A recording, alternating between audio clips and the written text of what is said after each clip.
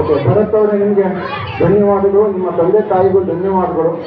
ನಿಮ್ಮ ಈ ಪ್ರತಿಭೆ ದೇಶ ಮಟ್ಟದಲ್ಲಿ ಬೆಳೀಲಿ, ಈ ಕಲೆ ಉಳಿಲಿ, ಆ ಮಾರಿಕಾಂಬೆ ನಿಮಗೆ ಹಾರೈಸಲಿ ಅಂತ ಹೇಳಿ ಆ ತಾಯಿಯಲ್ಲಿ ಬೇಡಿಕೊಳ್ತಾ ನೀವು ಕಾರ್ಯಕ್ರಮ ಕೊಟ್ಟಿದ್ದಕ್ಕೆ ಧನ್ಯವಾದಗಳು.